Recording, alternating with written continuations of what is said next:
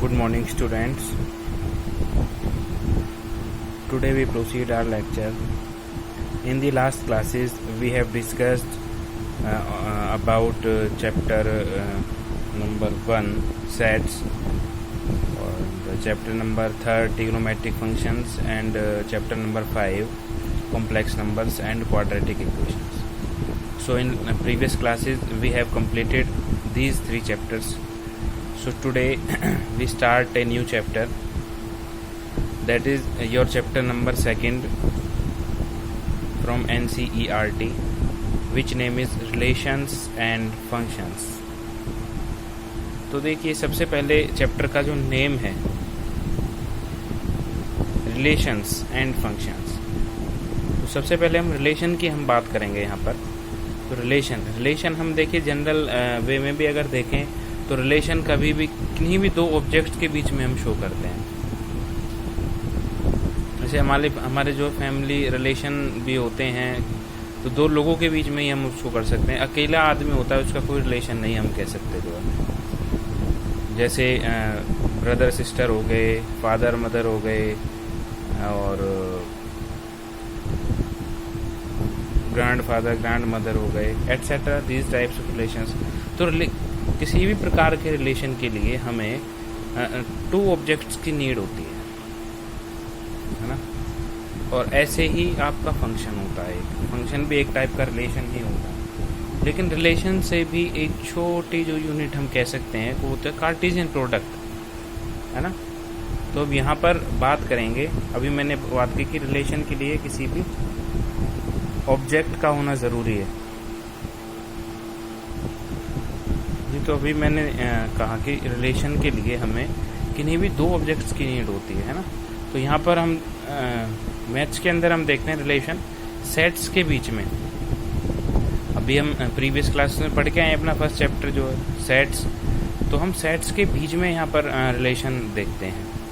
तो उससे भी पहले हम ज़रा देखें कि कार्टेशियन प्रोडक्ट क्या होता है ना. प्रोडक्ट का मतलब तो आप समझ सकते हो, लेकिन उसमें भी कार्टेशियन, है ना.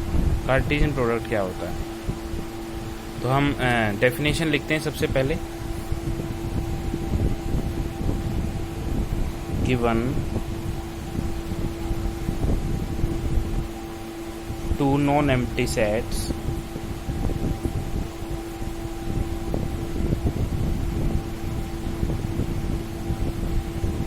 ये इसकी डेफिनेशन हो गई. ये इसकी डेफिनेशन हम लिख रहे हैं. Given 2 non-empty sets P and Q,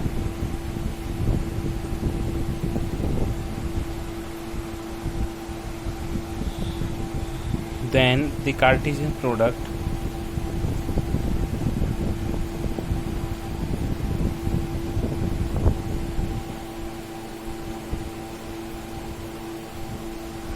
Cartesian product P cross Q, है ना. इसकी जो नोटेशन होती है कार्टेशियन प्रोडक्ट की, तो वो P क्रॉस Q. कोई भी 2 सेट जो हम लेंगे ए बी हो, एक्स वाई हो, जैसे हम यहाँ पर पी क्यू ले रहे हैं तो पी क्यू, तो इन दोनों के बीच में जो कार्टेशियन प्रोडक्ट होगा उसको हम डिनोट कैसे करेंगे, P क्रॉस Q से. तो the Cartesian product P cross Q is the set of all ordered pairs of elements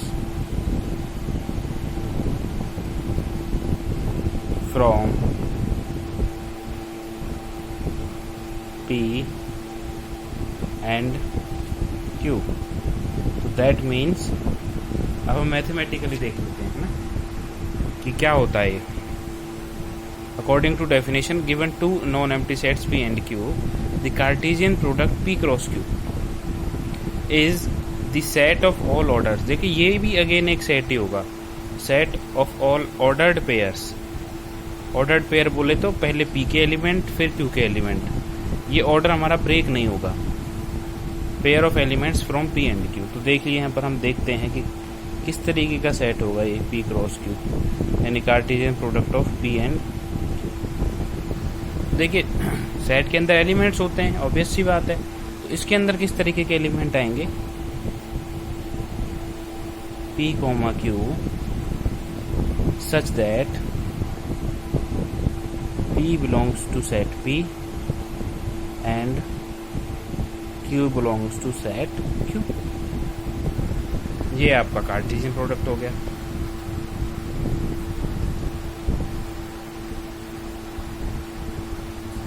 कि भाई पहले ऐसे एलिमेंट्स आएंगे इसके अंदर, ये ऑर्डर्ड पेयर इसको हम बोलते हैं, है ना, दो मतलब पेयर हो गया एक ये।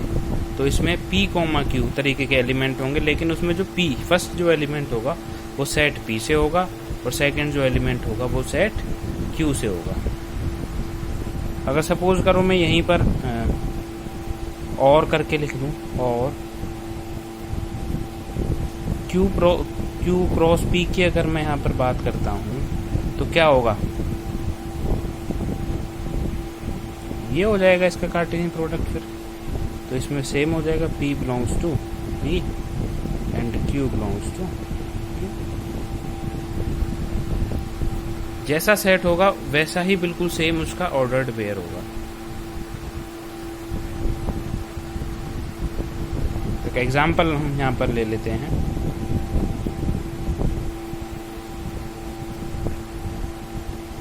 Let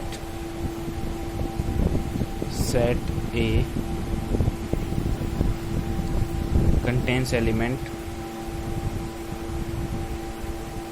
red, blue, and set B contain elements A, B. Then what is the Cartesian product of A and B? बिल्कुल सेम ऐसे ही लिखेंगे। तो कैसे एलिमेंट आएंगे, पहले देखिए ऊपर आप डेफिनेशन में अपने में, पहले ए का एलिमेंट आएगा फिर बी के एलिमेंट आएंगे। तो ए का एलिमेंट क्या है, पहले रेड, पेयर बनाना है रेड, फिर बी का एलिमेंट क्या है A, next pair red comma B, next pair blue comma A, next pair blue comma D. तो ये आपका कार्टेशियन प्रोडक्ट हो गया ए और बी का।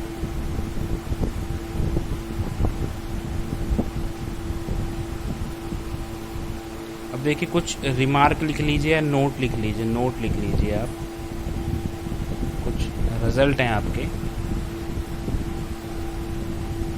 फर्स्ट है उसमें कि two ordered pairs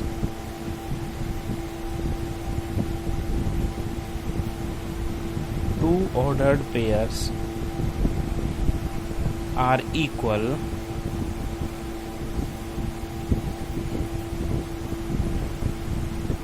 if and only if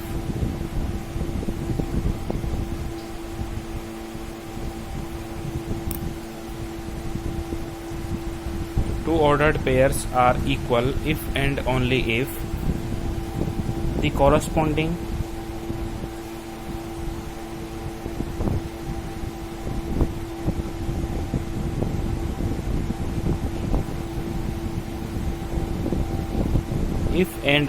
if the corresponding first elements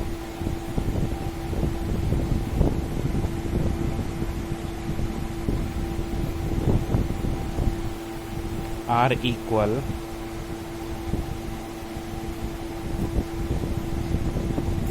and second element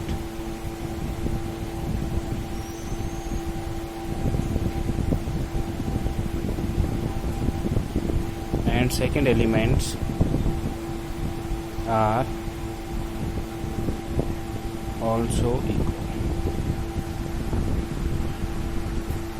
देखिए ये क्या कह रहा है कि two ordered pair are equal. Two ordered pair जो है मेरे दो पेयर हैं वो मेरे कब इक्वल होंगे, जब उनके एलिमेंट्स भी इक्वल होंगे, है ना। दैट मीन्स यहाँ पर हम देख लेते हैं एग्जांपल लेके कि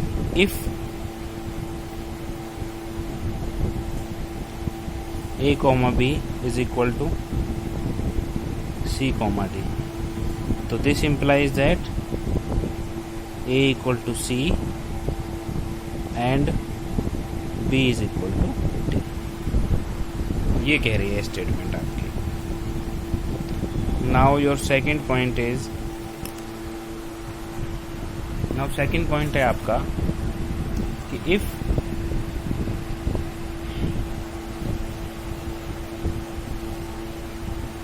सेकेंड पॉइंट है आपका इफ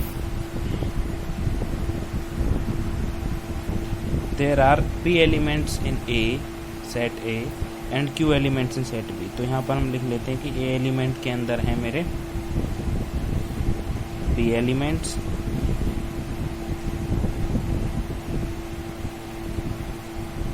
एंड बी के अंदर है मेरे क्यू एलिमेंट्स. और हम इनको ऐसे शो कर सकते हैं कि n ऑफ a मतलब number of elements in a. Now यहाँ पर हम लिख सकते हैं n of b n number of elements in b, है ना. तो p और q एलिमेंट्स हैं. तो a क्रॉस b के अंदर कितने एलिमेंट्स होंगे, है ना. तो number of elements in a cross b is equal to number of elements in a cross b is equal to कितने होंगे, पी क्यू एलिमेंट्स होंगे, यानी पी इंटू क्यू. देखिए अभी आपने प्रीवियस एग्जांपल अगर हम देखें यहाँ पर तो ए के अंदर दो एलिमेंट थे रेड और ब्लू, बी के अंदर दो एलिमेंट थे ए और बी. तो इसका मतलब ए क्रॉस बी के अंदर कितने होने चाहिए, 2 इंटू 2 4 होने चाहिए. तो अभी देखिए आप ए क्रॉस बी में 1 2 3 4 एलिमेंट है. तो ये आपकी सेकंड स्टेटमेंट कह रही है, यानी ये सेकंड रिजल्ट है आपका. Now your third result is, या third note is,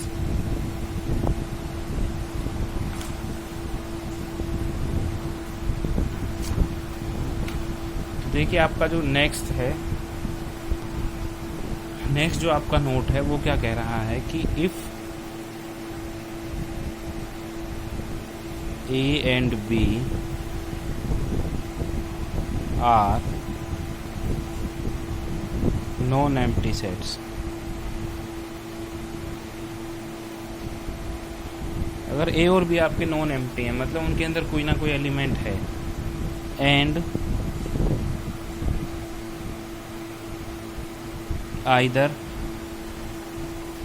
ए और B is an infinite set, is an infinite set, है ना. तो मतलब क्या है कि आइदर ए और बी, या तो मतलब ए आपका इनफाइनाइट सेट होगा या बी आपका कोई इनफाइनाइट सेट है. ए और बी नॉन एम्प्टी सेट है और उसके बाद क्या है कि ए और बी इन दोनों में से कोई एक मेरा इनफाइनाइट है अगर, है ना, देन तो ए क्रॉस बी भी क्या होगा, इनफाइनाइट होगा. Then A cross B is also an infinite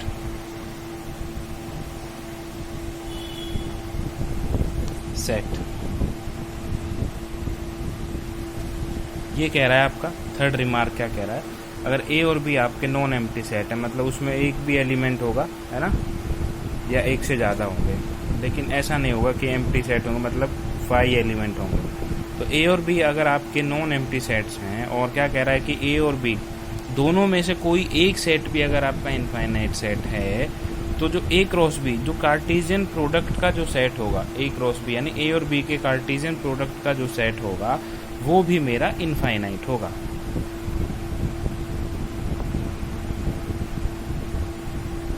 next है आपका नेक्स्ट रिमार्क और लास्ट रिमार्क है आपका ये. अच्छा यहाँ पर 3 की बात हो गई. अगर 3 सेट्स का जो वो प्रोडक्ट होगा वो क्या होगा, अगर एक सेट हमने ए ले लिया और उसके अंदर जो एलिमेंट्स हैं वो मैंने ए बी सी टाइप के ले लिए, A comma B comma C, such that A comma B comma C belongs to A. तो तीनों एलिमेंट ए से बिलोंग कर रहे हैं. तो इस तरीके का बनेगा. तो इसको हम क्या कहेंगे यहाँ पर, ए बी सी को मैं क्या कहूँगा यहाँ पर, ऑर्डर्ड ट्रिपलेट। 3 आ गए ना, ट्रिपलेट, ऑर्डर्ड ट्रिपलेट। अब हम यहाँ पर आपके साथ एक क्वेश्चन डिस्कस करते हैं। तो 3 सेट दिए हुए हैं। ए सेट है आपका एलिमेंट 1 2 3, बी सेट के अंदर एलिमेंट्स हैं आपके 3 4, सी सेट के अंदर जो एलिमेंट्स हैं आपके वो हैं 4 5 6। तो इसमें सबसे पहले आपको फाइंड करना है, फाइंड फर्स्ट क्या है, ए क्रॉस बी इंटरसेक्शन, ये सेट आपको फाइंड करना है सबसे पहले। तो इसको फाइंड करने के लिए हम क्या करेंगे, सबसे पहले बी इंटरसेक्शन सी हम फाइंड करेंगे। तो बी इंटरसेक्शन सी मतलब बी और सी में कॉमन क्या है मेरा, है ना। तो बी और सी में मेरा जो कॉमन है वो है 4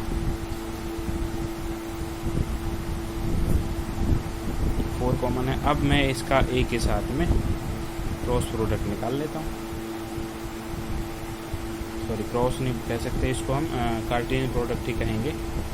तो क्या होगा, तो यहाँ पर ए के अंदर भी मैं लिख लूँ एलिमेंट्स कितने हैं 1 2। तो ऑर्डर्ड पेयर बनेगा, है ना। पहले ए के एलिमेंट आएंगे, फिर बी क्रॉस सी का एलिमेंट आएगा। तो क्या होगा 1 4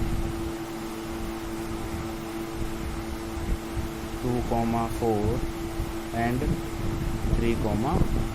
बस वैसे भी देख लीजिए नंबर ऑफ एलिमेंट्स कितने होंगे इस सेट के अंदर। भाई इसके अंदर कितने 3, इसके अंदर कितना है 1, तो 3 इंटू 1 3 हो गया। तो देखिए 3 एलिमेंट्स हो गए आपके इसके अंदर। अच्छा, सेकंड है, इसमें क्या फाइंड करना है कि ए क्रॉस बी यूनियन, ऐसे इसको शो कर सकते हैं, यूनियन ए क्रॉस सी। तो ये क्या होगा, है ना। तो सबसे पहले हम ए क्रॉस बी फाइंड करेंगे। तो कितने एलिमेंट्स होंगे भाई, 3 एलिमेंट ए के अंदर हैं, 2 एलिमेंट बी के अंदर। तो 3 इंटू 2 कितना हो गया 6 हो गया। 6 एलिमेंट आएंगे भाई ए क्रॉस बी के अंदर। तो कौन कौन से एलिमेंट होंगे लिख लीजिए आप, 1 3 1 4 2 3 2 4 3 3 3 4।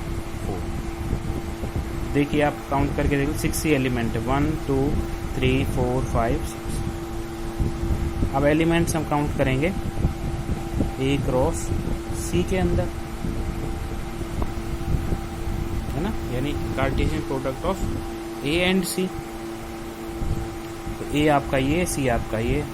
तो कितने एलिमेंट आएंगे, 3 ए के अंदर है, 3 सी के अंदर। तो 3 इंटू 3 आपका 9 हो गया। तो कैसे होंगे एलिमेंट्स, 1 4 1 5 1 6 2 4 2 5 2 6 3 4 3 5 3 6। काउंट कर लीजिए, 9 ही होने चाहिए, 1 2 3 4 5 6 7 8 9। ओके, ये आपका क्वेश्चन 1 हो गया। इसी तरीके के आपके क्वेश्चंस हैं एक्सरसाइज में, तो वो आप कंप्लीट करेंगे। आई थिंक 9 to 10 क्वेश्चंस हैं आपके एक्सरसाइज में। जी हाँ, आपके एक्सरसाइज के अंदर 10 क्वेश्चंस हैं, एक्सरसाइज 2.1। तो होमवर्क है आपका,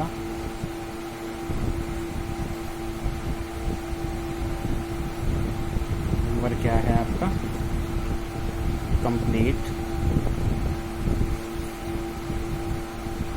exercise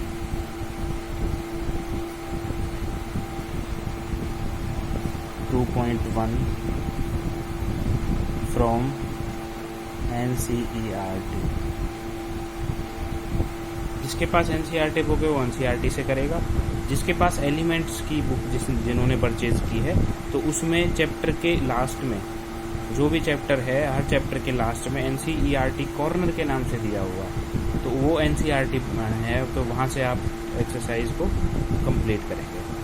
अगर किसी को कोई प्रॉब्लम होती है तो मुझसे पर्सनल आप कांटेक्ट कर सकते हैं, कॉल कर सकते हैं, व्हाट्सएप कर सकते हैं, और प्लीज़ आप रिस्पॉन्स करिए।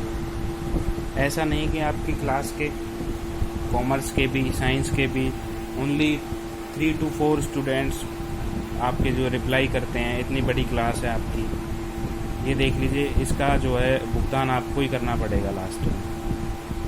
स्कूल खुलेंगे ऐसी बात नहीं है, सब काम होगा, नॉर्मल जो है सिचुएशन होगी, स्कूल वगैरह खुलेंगे, तो प्लीज़ आप इनको करिए, क्योंकि ऐसा नहीं है कि इन चैप्टरों को दोबारा कराया जाएगा।